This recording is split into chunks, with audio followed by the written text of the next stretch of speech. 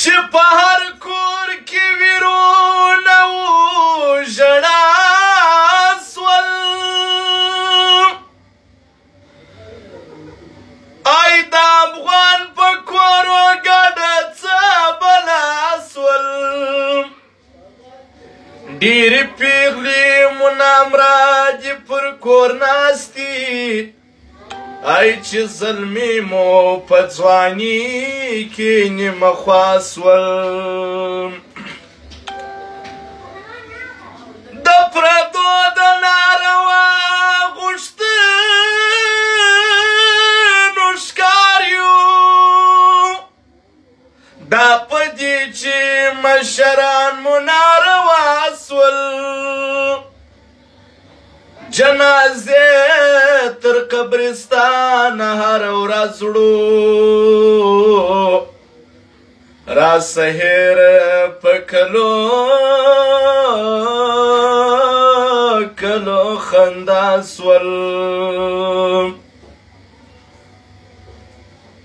دا غم بل ځای ته هم نه ځي دا غم بل ځای ته هم ځي که د څنګ سو چې شپه پر کور د خوارغني وپاسوه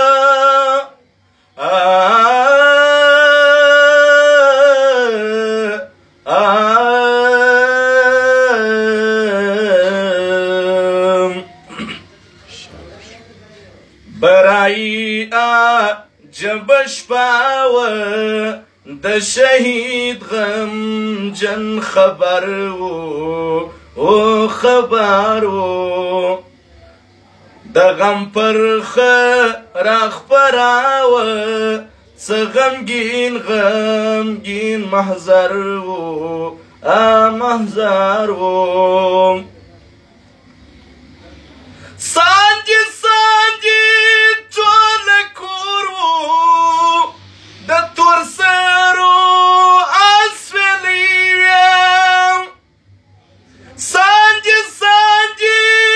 ټول کور وو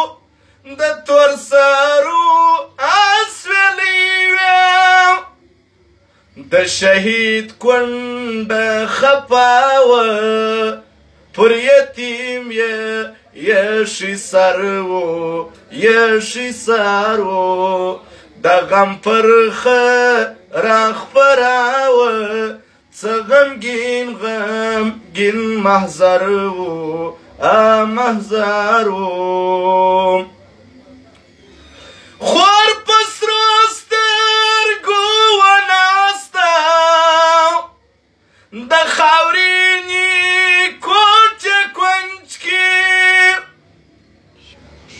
خور په سرو سترګو وناسته د خاورینې کوټې کونج کې د ورورک په غم اخته وه لون په اوښکو یې څادر وو څادر وو د غم پرخه راخپراوه څه غمگین محضر وو محضر وو مور د خړ کور په انګړ کې ببر سر حیران ناسته نور ورخلاصه حوصله وه جلسه وي یې ځیګر وو ځیګر وو برایی عجب شپه وه د شهید غمجن خبر وو خبر وو د بوډا پلار حال ته ګوره لوڅې پښې راغی مسجد ته لوڅې پښې راغلی مسجد ته اورېدلې یې کیسه نڅاوه ډوب د غم په سمندر و د غم پرخه راخپراوه څه غمګین محضر و محضر و د ډورۍ خواته ولاړ و یو بچی بڼه